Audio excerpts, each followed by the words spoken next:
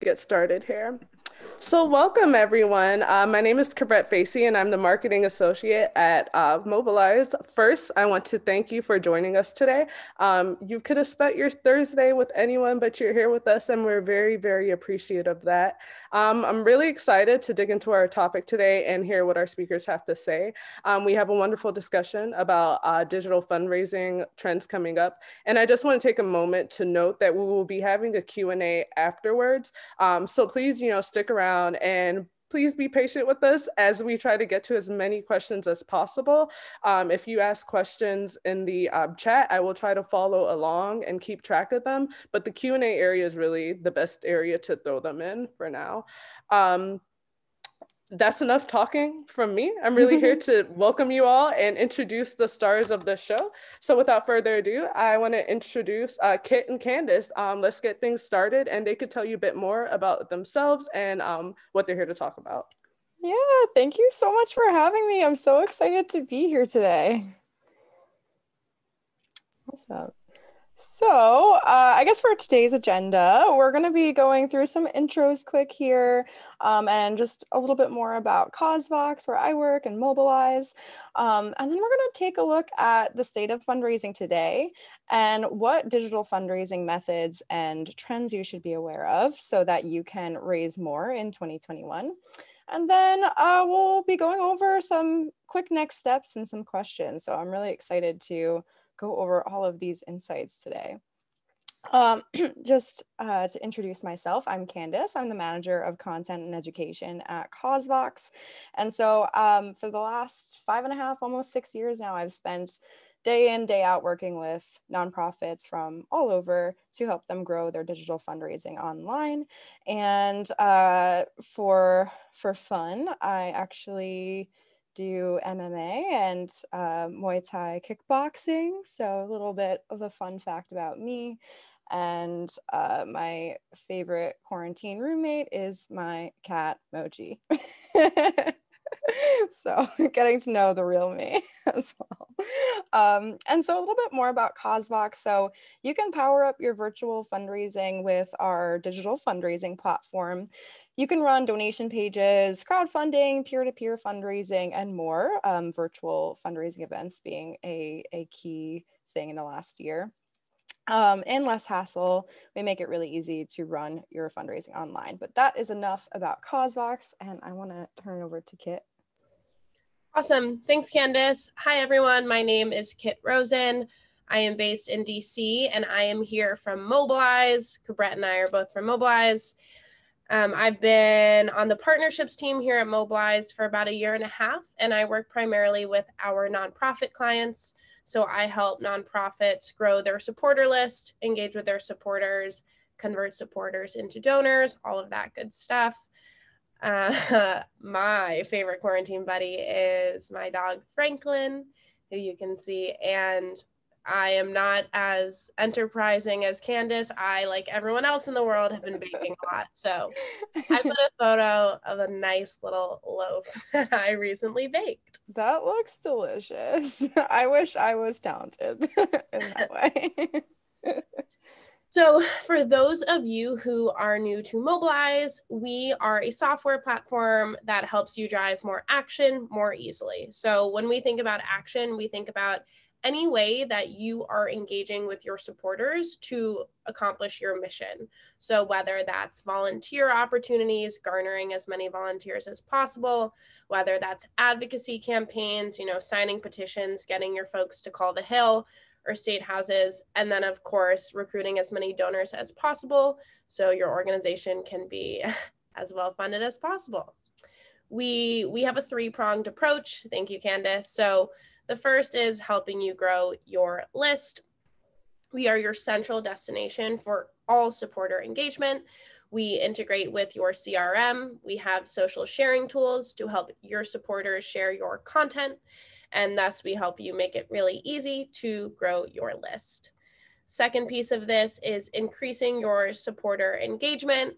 So we provide a series of automated outreach to encourage your supporters to do more, to bring their friends, to donate, to attend more events. You have this strong list of supporters. We are helping you engage with them to keep them strong, resilient on your list, in keeping with your mission. And then the last piece of this is our network. We have a network of over 5 million supporters who come to the Mobilize platform actively looking for opportunities to engage with mission-driven organizations. So by joining the Mobilize network, you are essentially getting access to these 5 million folks who are looking for opportunities to engage every day. Awesome. Thanks, Kit. Yeah, so we're going to start diving into what fundraising looks like today. So something that we were already seeing at Causevox before COVID that the world of marketing and fundraising was quickly overlapping, where as things started to move more online, the best digital marketers and the best digital fundraisers started to have the same kind of set of skills because it's all about engaging your audience well.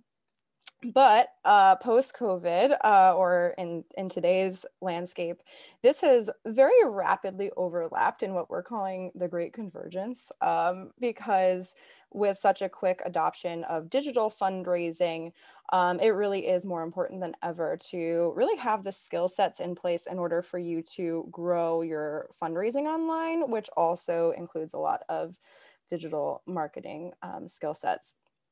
And so just to talk a little bit about some of the challenges that we're facing today. So I'm sure all of you are probably at home.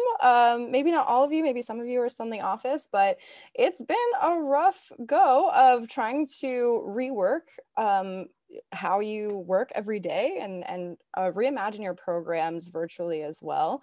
So that might be a challenge that you're facing. And also we have all seen that in-person fundraising events are unfortunately out. And there's been this rapid transition to virtual fundraisers. Great. So as I said, Mobilize empowers folks to host any type of supporter engagement on our platform. One of those types of engagement is, of course, fundraisers.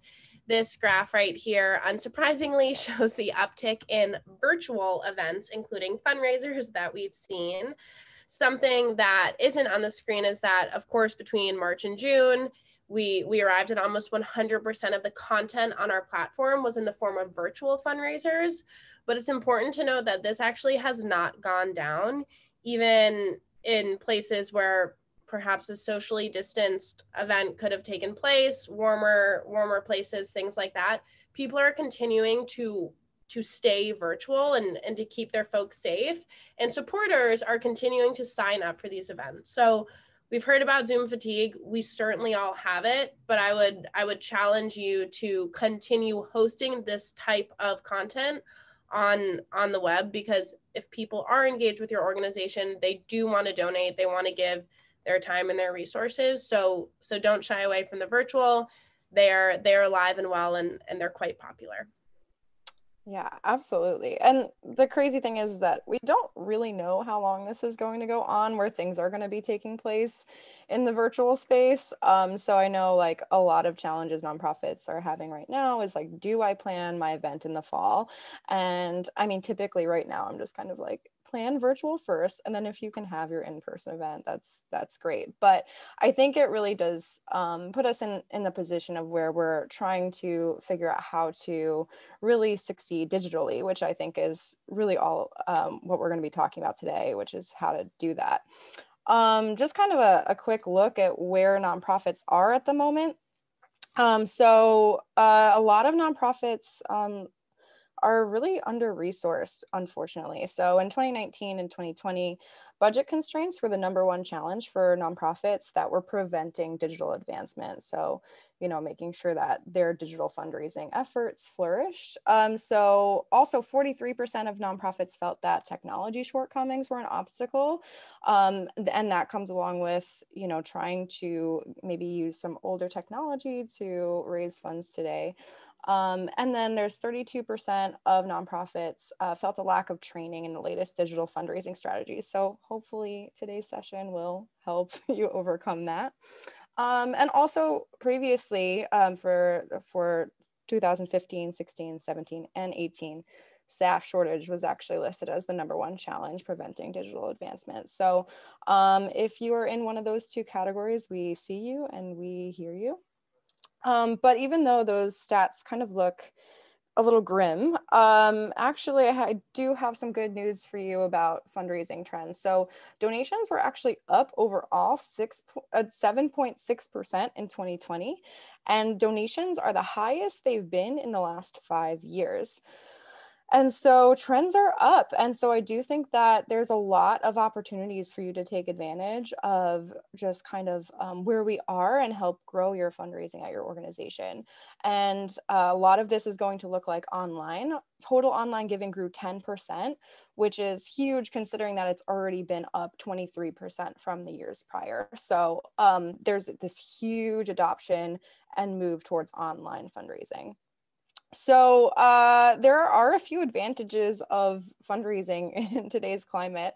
Fundraising online typically has a lot lower costs to hosting in-person events or fundraising through other channels. You also have a higher return on investment because of those lower costs. And so you're gonna get a lot more out of your, not just your fundraisers, but also the efforts that you put into them, because less administrative tasks are going to take you away from focusing on fundraising, where, you know, sometimes with in-person events, you're having to deal with locations and food orders, and a lot of that has kind of gone away today. And the great thing is that you're able to engage a much wider range of participants and supporters from not just your local area, but also all across the country. So all of this does end up helping you take home more funds with a lot less effort and help you end of day tend to raise more online. So I don't know, Kit, do you want to jump in on kind of like widening that range of supporters? I'll jump into that a little bit later. Okay, cool. So all of this to say that the nonprofits that will withstand the pandemic the best are the ones that that adopt a really comprehensive digital fundraising strategy. So I just kind of want to do some background on just digital fundraising as a whole. So when you're fundraising online, I want you to think about it as an ongoing journey with your supporters, where you are kind of constantly attracting them to your mission and engaging them online. So you're probably going to want to take a look at your search engine optimization so that you can drive more traffic through your website. Also looking at social media and what that looks like to maybe run some ads to get in front of a wider audience, and effectively just get more people signing up for your email list, get more people through the door and engaging with you online, so that then you can continue and nurture that relationship and take them on a journey with your nonprofit to both educate them more about what you're doing, and so that eventually you can convert them into supporters of your mission. So really ending up getting them to make a donation or maybe fundraise for you, or you know, of course, volunteering. So that's a little bit more about just kind of the state of fundraising today, and I have a graphic that I'll show you later that goes into a little bit more of that. So let's talk about some digital fundraising trends. So in today's landscape, I wanted to go over 3 main growth strategies that I see for nonprofits today, and a few ways that you can actually grow through each of these channels. So throughout these 3 strategies, that's going to be the framework for how you can grow fundraising throughout 2021. And that's going to look like acquiring more donors, increasing donor retention, and also increasing your existing donors' gift size. So kind of getting into some stats on new donor acquisition. So here's that graphic that I was mentioning earlier. So you're just going to want to continue to build your audience online so that you can, of course, engage and nurture those supporters and get them to make a donation for the first time. So a few ways that you can acquire more donors and just kind of the overall trends in donor acquisition. It's that there was an 11.4% increase in new donors last year, which is crazy significant, but it really does speak to that there's a lot of people out there right now that are willing to support your mission. So there's a huge opportunity here for you to acquire more donors in 2021. So 3 recommended strategies to help you take advantage of this trend is to optimize your donation page, look into peer-to-peer and doing more virtual fundraising and engaging more supporters in that. And then also activating some partners for fundraising. So I'm going to go into more trends around that. So let's talk a little bit about why you should take a look at your donation form. So 75% of young donors are turned off by an out-of-date website. So if you are engaging millennials or Gen Z, you want to make sure that your website is easy to navigate and easy to engage with. Also, donors are 38% more likely to give on a responsive website. So very important, especially when donors are navigating to your donation form, that it is responsive and quick and easy to make a donation. Alongside that, HubSpot found that conversion rates on any form, but I think it really does pertain to donation forms, increased 50% when form fields were lowered from 4 to 3. So the less information people have to fill out, the better, basically. And we've also noticed that at least 65% of all fundraising website traffic is on mobile and growing each year.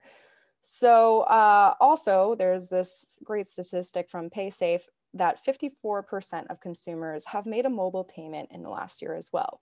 So I think all of these statistics kind of show what donors are looking for when it comes to making a donation to an organization. And so with fundraising trends being up, and with donations being up, one of the biggest opportunities that you have is to have a great donation page that actually converts more donors and helps you get more donors through your website. So if you take a look at your donation form, and I really recommend that you do that, is it easy to make a donation? Because that is really what end of day your donors are going to be looking for. And it's never been more important to have a great donation page on your website because more donations are coming in online than ever. So I hope that you take a look at your form, see if it's optimized for conversion, especially mobile optimization and mobile payment supports are huge these days. So I highly recommend that you look for a donation page that supports those things and overall just has a great donor experience. So here's just a quick example of one of the Causevox donation forms embedded on one of our customer sites. And so it's just really easy to make a donation. People just pick a level, put in a few points of data, and I know Mobilize has great forms as well. So I know you guys do a lot to help increase conversion rates. I also wanted to talk about peer-to-peer and virtual fundraising. So overall, it's just background on peer-to-peer. Peer-to-peer is all about getting your supporters to raise funds on your behalf. So peer-to-peer fundraising tends to raise about twice as much as opposed to crowdfunding or other digital fundraising campaigns. And that's because you're really expanding your network through the reach of those supporters. And peer-to-peer really ties very closely in with virtual events, where right now it's never been a better time to recruit supporters because it end of day is fundamentally about those relationships that you've already been nurturing with your community. It's also great because it's an alternate ask. So if you don't want to ask your volunteers or your other supporters to make a donation, you can actually just instead ask them to fundraise for you and just engage them in a new way. It is a great driver of new donor acquisition. I've had organizations come back and say that their campaign resulted in 93% of the donations were new donors. And I hear different levels of that all the time, but really peer-to-peer, huge opportunity for new donor acquisition. And it's also ideal for online. So tying that into virtual events, so of course, virtual events are way up, like we heard from Mobilize, and, a study from Wild Apricot supports that as well, where 84% of nonprofits were planning on doing virtual events last year. And I think we're all pretty familiar with virtual fundraising at this point, but it's really just like moving, it can be moving a physical event online, or really just creating a new event and having that take place online. So it's usually through a mix of technology like live streaming. Zoom is huge for that. And then also engaging on social media through video and other channels, and combining that with a digital fundraising software. And so this typically does cost a lot less to succeed on and tends to bring in a lot more. So kind of tying back with those overall advantages of fundraising today overall, you're going to get a lot of return on investment from doing these types of virtual fundraisers. Quick example is Summit Assistance Dogs did a virtual luncheon with us. And so they ended up spending $50,000 less in event costs. They took home $35,000 more.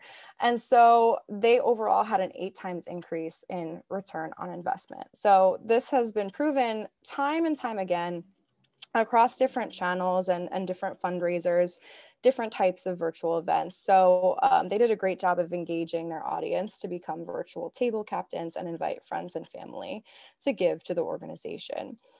We've also seen, so that was more of like a virtual gala type of event where they engage their supporters for virtual tables, but we've also seen that for virtual walkathons. That's been really popular and engaging individuals to sign up and walk on their own to support your mission, and of course fundraise alongside of it. We've seen virtual award celebrations, hugely successful galas, and all different kinds of virtual events go online. And so it's been really exciting to see that work so well in the last year, and peer-to-peer has been a huge part of each one of these virtual events. There's tons of virtual fundraising ideas. I can include a link to our ideas article as well if anyone's interested, but highly recommend you take a look at these ideas and more, and just consider that as a primary way to drive donor acquisition. I would be remiss if I didn't talk about webinars and live streaming in context of virtual events as well, because it's such a huge part of it. So this is, from what I've seen, yes, there's a lot of nonprofits already doing webinars and live streaming, but I also think there's still so many that aren't and haven't really figured out how to live stream well or conduct webinars well to engage more donors. So I do think that webinars and live streaming is going to be one of the biggest things that you can do to adopt more regularly into your fundraising plans for 2021 to help you capitalize on just a virtual fundraising overall and really help you stand out this year to your supporters. So highly recommend that, where you can engage your existing audience and donors online, create more ways for your donors to engage with you, and then just overall stand out to your audience to drive donations. Dorcas Ministries had a great virtual event. We see these incorporated onto the pages as well, where you can, have something in Zoom and then simulcast it to YouTube Live and then integrate that wherever you want to drive donors day of the event. So I have a few quick tips, just fundraising through webinars and virtual events, just making sure that you do have some elements in place to help you capitalize on donations as much as possible. One of them is just to have some consistent call to actions throughout the webinar. Another thing is to have either a fundraising campaign like you saw with the other examples before alongside your live stream, or even just a donation page that's optimized to convert more donors that specifically ties in with your asks. So those are just a couple quick tips. You can always come back to this and take a look at those tips later. And then a third way to drive donor acquisition is to actually activate partners. So corporate partner fundraising, I think, is one of the undertapped resources that you have, but really could help you grow more in 2021. Partners are great to, whether it's a small business in your area or a big corporate match or a previous sponsor that you can engage with, but really to help you grow fundraising online, you can engage them in a number of ways. So they of course could sponsor your virtual events or anything else that you're doing throughout the year, but maybe you can also get them to commit to a match to help you raise more online. Or maybe you can get them to participate in your virtual event or peer-to-peer fundraiser as well, and create their own team and engage their staff to fundraise for you as well. Crowdfunding, just engaging a partner to do some crowdfunding for you is a great opportunity. Or if they're unwilling to do any of those, a very simple way to help drive new donor acquisition through partners is to just simply get them to promote your fundraising initiatives online through their own channels, because they have social media, they have their newsletter. Just even including you to drive new people your way is a big help. And so I just wanted to share what North Texas Food Bank has been doing. They've had maybe over 150 partners crowdfund for them. It's so simple, it's so easy, and they just provide these pages to each partner that signs up and just has them run with it. And so huge way to get widen your reach and expand new donors this year. So I wanted to talk and yeah, sorry if I'm flipping through the slides quickly, I'll try to slow down a little bit. So I also wanted to really talk about donor retention, and there's been some new statistics I've been excited to share from the Fundraising Effectiveness Project. But yeah, really like donor retention, I think, is the key to helping you grow more online this year. I think with so many new donors from 2020, we're going to want to retain those as much as possible so that we can really continue to drive up fundraising growth. Sad news is that overall donor retention was down in 2020. The stats have shown that the average donor retention rate actually hovered about the same from years prior at about 44.5%. But where it went down significantly was new donor retention. So last year, as compared to 2019, new donor retention was down significantly. And so that is a huge opportunity, though, for us to make sure that we grow that new donor retention rate this year. Because it was down to 14.2%, which is pretty significant of a change where it's always been in the 20s. Also, reason why donor retention is a great strategy is that it costs 200 to 300% more to attract a new donor than it does to just get a second gift from that existing donor. So you're also going to keep costs low when it comes to focusing on donor retention as a primary strategy. And the sad thing is that once you lose a donor, you're probably not going to get them back. It's about, you have a 2.7% chance of recovering a lapsed donor, so a donor who hasn't given in 2 years. But I do have some good news that 65% of repeat donors are retained. So if you can get someone to give again after they gave the first time, you're way more likely to keep them and really start that long-term journey of nurturing them and then continuing to get them coming back and giving over the years. So there's actually 4 strategies that I want to go over about donor retention to help you retain more donors. And just even a small increase in donor retention can yield a lot in projected revenue for the whole year. So highly recommend donor retention be a huge part of your 2021 plan. So the first recommended strategy for donor retention is just to have a personalized approach to engaging your donors. 71% of donors feel more engaged when a nonprofit sends personalized content. So if I feel as a donor that I'm seen and that the nonprofit is addressing me personally, I'm way more likely to engage with it. And I think this comes down to a lot of needs as far as appreciating your donors, and also segmenting your donors is really important. Because when, this graph I found from Abila shows that, if an email is too vague, or if these communications don't seem to apply to me, I'm not going to feel like I'm being addressed and being asked to actually give and engage. So that just goes back to having this sort of like commitment and like long-term journey of building relationships with your donors. So, you know, again, segmentation is huge. And by segmentation, I mean kind of, you know, having a more personalized email maybe to first-time donors, and saying like, hey, thank you for your first gift. Or you might have donors segmented at different giving levels that you're engaging with, so that you're asking for the right amount when you ask them to give. And there's a ton of ways that you can engage with them. I think donor surveys are really important, where your donors can actually share why they gave to your organization. You can learn more about them, so you know how to better engage with them. And actually, one of my favorite things that I've been seeing a lot of nonprofits do, and this kind of comes back to that webinar thing that I mentioned.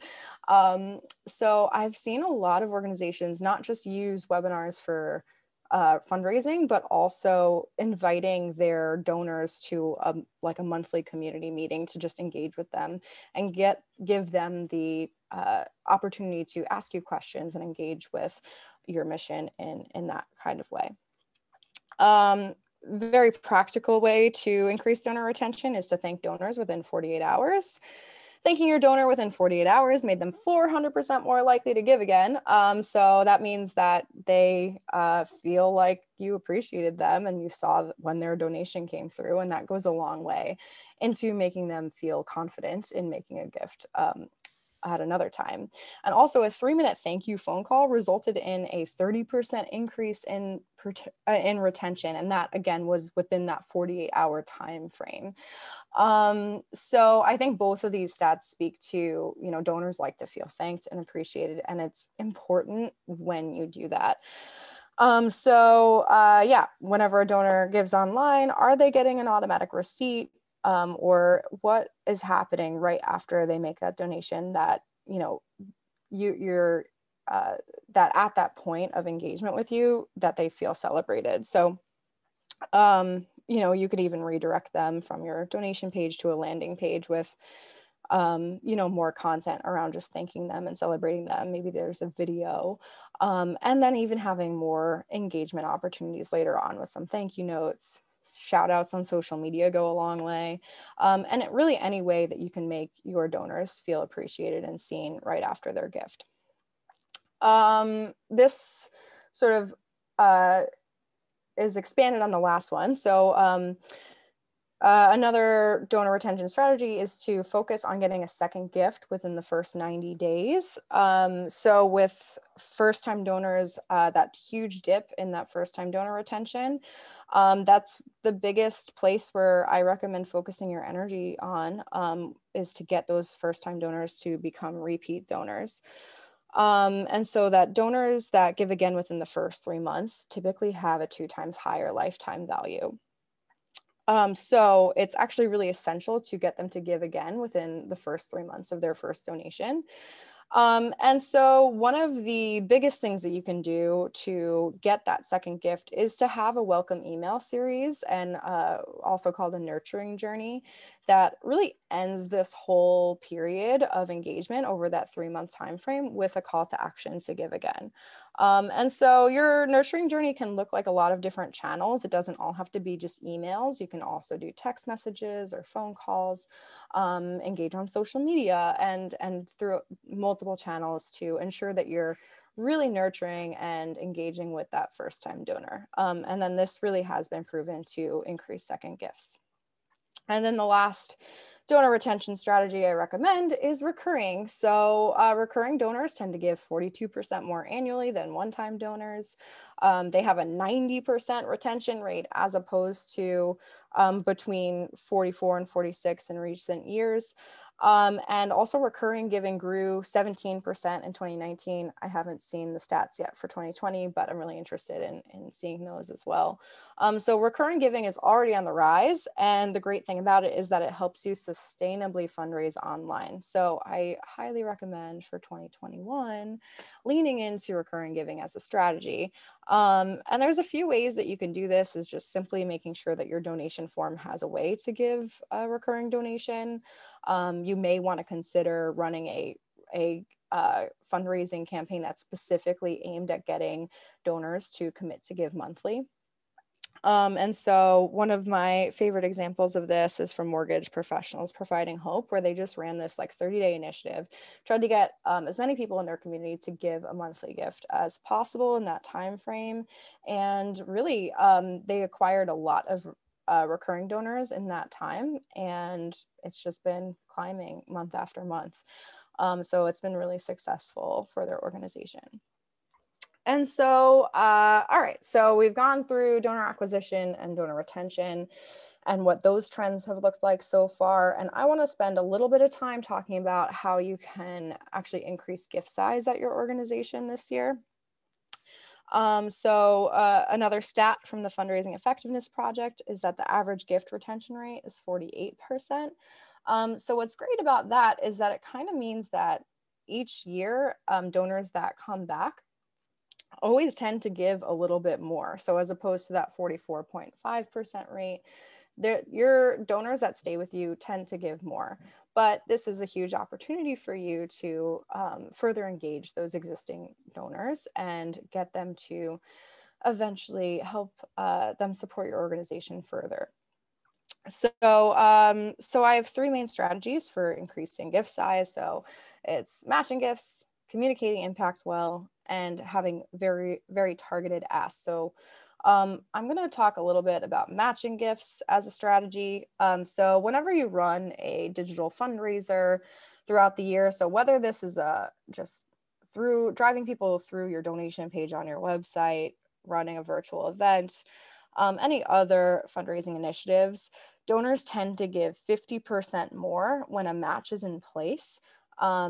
Because effectively, it just kind of makes donors feel like they're having more of an impact with their gift, because they are. So this is such a great opportunity, especially if you can engage a partner to match gifts for one of your fundraisers. But, aside from partnerships, you can always ask your board to participate in a match. I think matching doesn't even have to be for the whole fundraiser. So let's say your whole event, you're trying to raise $50,000, maybe ask your board to commit to matching 5,000 of it. And so even in that time frame, you can really benefit from those increased donations and engagement. See if a major donor would reposition their major gift that they give every year as a match. And I think that's a huge opportunity as well, to kind of get those people who have already given in large amounts to kind of come forward with that. And so very simply, I saw Skid Row Housing Trust incorporated this $10,000 challenge grant that they got from a bank into their emergency fundraiser. And it really did very well. It was like 6 days, I think, and they really got their whole community excited to participate in that very short time frame. Communicating impact. So I think it's a donor retention strategy and also increasing gift size strategy all in one. So I think one of the best ways you can get donors to give a little bit more is to be really specific about your needs as an organization and how their gift is being used. So if you're able to better communicate in any communications you put out there about who is benefiting from making a donation, how many people are benefiting, the number of items you can provide, and really any way that you can share how the funds are being used and distributed, it really does make a huge impact on the donor. And so, quick example of just, the center, it shows that through this campaign, there was 44 security deposits provided to end homelessness. So when I make a donation here, I know exactly how my funds are being used. This is going back to that challenge grant. I think they did a very good, it's a great example of just quantifying what donors are giving to. It says your donations can support nearly 2,000 residents and our frontline staff in 26 buildings with needs such as, and they have this long list of exactly what they're providing. And 68% of donors agree that knowing how their donation makes an impact is important to their gift. So if you're able to, in any communications and especially on your donation form, incorporate how funds are being used and what that actually looks like in practice, your donors are going to be likely to give more. And we've seen this, time after time again. One of our customers came back and said that when they put these types of giving levels on their donation form on their website, their average gift size actually increased about $100. So it really is such a small thing that you can do, but it can really make a big difference in increasing gift size. And I also want to talk lastly about targeted asks and how you can do more segmentation to get your donors that are already engaged and invested in your mission to support even more. So again, going back to that same statistic, that 71% of donors feel more engaged when you get personalized content. And so that is not just a donor retention strategy. It is also, of course, all about making your donors feel seen and appreciated. Okay, so yeah, I wanted to go over a few tips for having those targeted asks in place. And so one of the things that you can do is kind of segment by gift size. I kind of mentioned this earlier as well, but take a look at your donors and take a look at how much they're giving and sending them a targeted ask. So if you have donors that typically give around $250, what do you want their next gift to be? Because having your next email go out and say, hey, can you give $300 is way more appropriate and will resonate with that donor because they also kind of understand what you're looking for them to do. So any segmentation that you can do tends to help increase gift size in that way. Also having, that donation page that you're driving people to with targeted gift amounts tend to, of course, help you increase gift size as well. And also I always love a personalized touch. So any way that you can just send a personal email to a donor and just say, hey, thanks for repeatedly giving $250. Look, this is what we need right now. Would you consider giving $300? And I think that just being personal goes a really long way and helping engaging with your donors on a personal level. And, if you can further segment out based on specific programs or interests of your donors as well, I think the better that you can do that, the more you'll see your average gift size increase.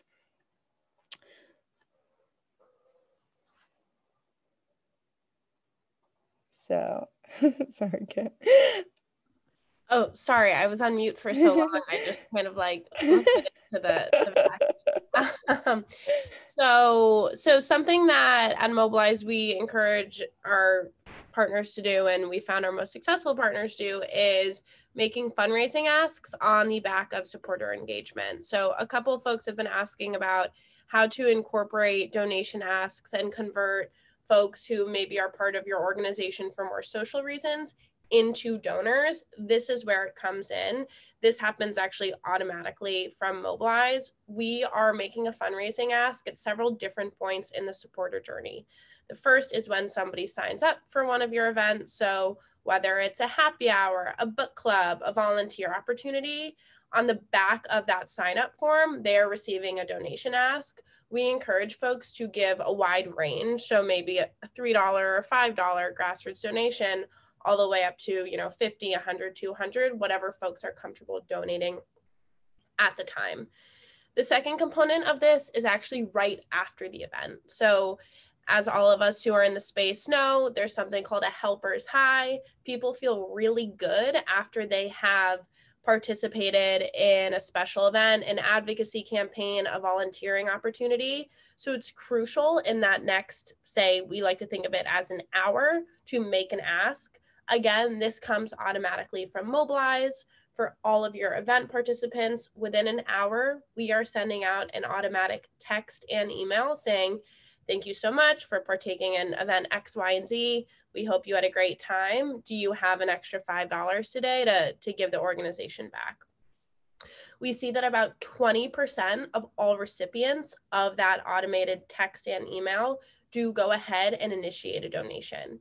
So for organizations that are not making this ask right now, just introducing that new strategy has huge returns. You're going from 0 to 5 times X number of participants. The last piece of this is something that's kind of the bread and butter of Mobilize, is having one centralized hub for all supporter engagement.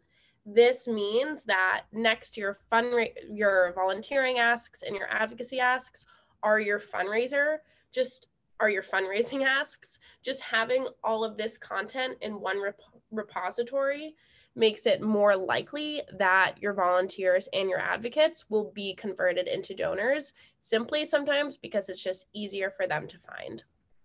So I see folks in the chat asking questions about the recording. We will send this out, and I will also make sure that folks have a visual representation of what all of this automated outreach does look like coming from Mobilize. So if you are interested in exploring more, you kind of have a blueprint, and then we can set up a quick time to chat. Yeah. Yeah, I think automation at the right time is just so key. So it sounds like you have really great tools to do that, and kind of, yeah, ask at the right moment, you know. Amazing. So I wanted to just quickly point towards some resources. If you are currently building out your planning guide, your fundraising plan for the year, we do have this free fundraising planning guide and calendar template you can download, and it gives you a framework to actually break it down in those three ways to grow fundraising today, and actually plug in all of the strategies that you want to implement throughout the year. And it's our most popular resource. I really recommend you check it out if you are doing some fundraising planning at the moment. Or if that doesn't interest you, we have tons and tons of resources on our blog. You can subscribe or just check it out. Free webinars, free ebooks, and tons of blog posts. And you'll also actually see a recent one on virtual volunteering from Mobilize on there. So that's super cool. And if you have any questions about anything I went over today, or if you're interested in Causevox, I would love to hear from you. So feel free to shoot me an email and we can set up a quick time to chat, or I can just provide you more resources via email. Again, just Causevox is a digital fundraising platform. So if you need a new donation page, spin up a crowdfunding campaign, peer-to-peer fundraising for your virtual event or more, just, you know, feel free to check us out. And yeah, I think that kind of brings us to the Q&A, right? So. Yeah, so I also want to let you all know that I think, could you go a couple slides back to the white screen? This one? Oh, okay. Yeah, so to find out more about Mobilize, our platform, and to get started with a free trial with us, you could visit the webpage listed here at Get Started. Kit described some of the amazing tools that we have and how impactful those tools are. So go ahead, check us out. And can you go towards the end again, Candace? And that has our contact information. So hit us up on social, send Kit an email if you have any questions. But let's jump into the Q&A now. So feel free to still send a few questions in the actual Q&A box that Zoom provides, but I have some that I was able to pick up on throughout the chat, and we'll start there.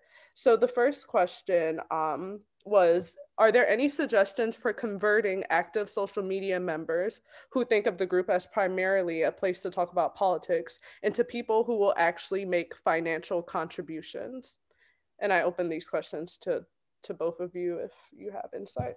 Yeah, I'll start with that because I answered a little bit, and I think that was Leslie. I think that's a great question.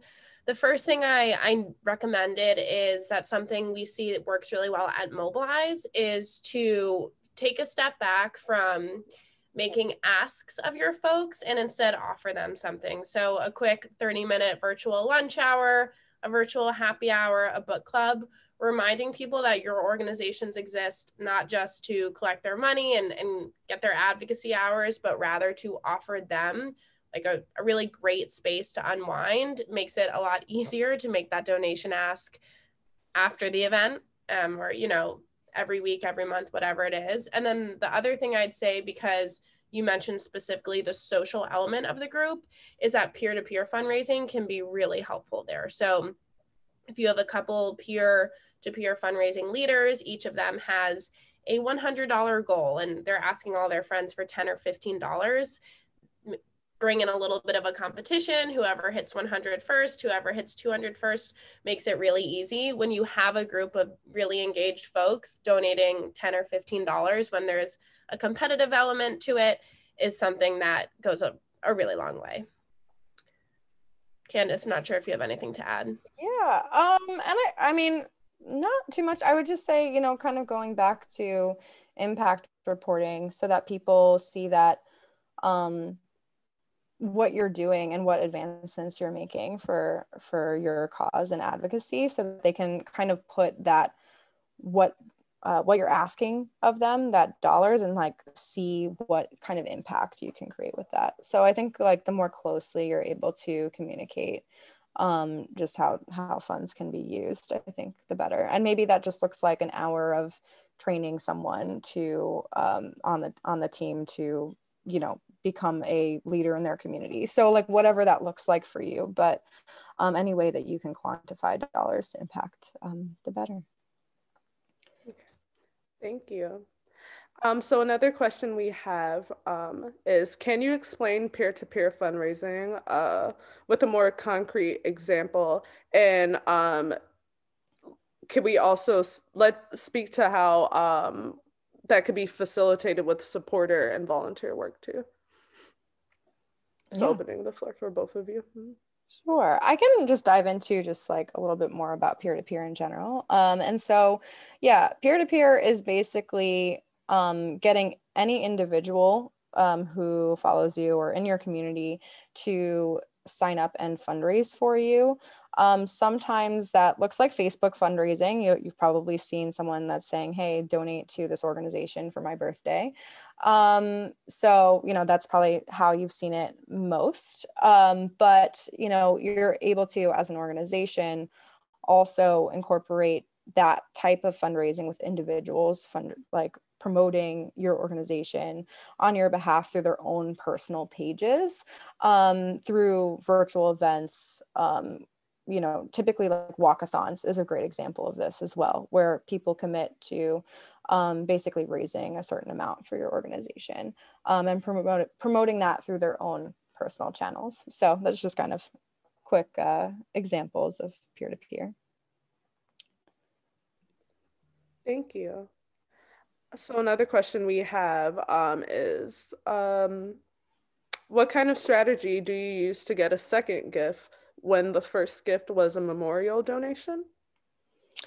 Yeah, I mean, I do think that that is an area that is particularly difficult. But I think one of the things that you want to do is steward those memorial gifts really well. You know, when someone makes a memorial gift, it's really important that you reach out and, you know, in a more personalized approach and ask them about their loved one and why they made their gift. What did your organization mean to them? What made the person they love support your organization? And then having more engagement and conversation around that, I think the better.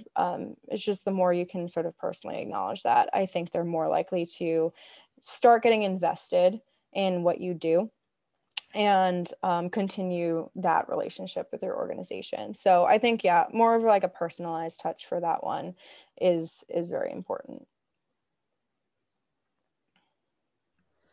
Another question is, are there any legal problems with posing something as a matching donation if the big donor was planning on giving the amount anyway and will give it all, even if the smaller donors don't make up the entire amount? If I didn't ask that, Leslie, feel free to jump in if you want to expand upon that, but that's for you, Candace. Yeah. So I don't know. I'm not a lawyer. But I would say, so I see organizations do this kind of all the time. I have not seen there be any legal implications of that. Also, you can always reframe it where maybe it's not a match, but also it could just be a challenge grant. So, like the Banner Bank example, that actually they positioned it as a challenge grant because Banner Bank was giving the $10,000 anyway, but they were challenging their community to match that $10,000. So you can kind of reposition it if you want to. But I haven't seen any issues with that. Throughout other campaigns that have been in that position where they just donate the full amount regardless. Thank you. And then we have about 2 more minutes, so I think we could do one more question. And also, I want to remind everyone that an email will be sent with the recording, so no worries if you had to step out early, or if you need to step out now, or if you joined a bit later, we'll send that out. So the final question goes back to peer-to-peer supporters. Do you have a stat of how many peer-to-peer supporters come back the following year to donate? Are they a one and done, or can they be converted to recurring donors?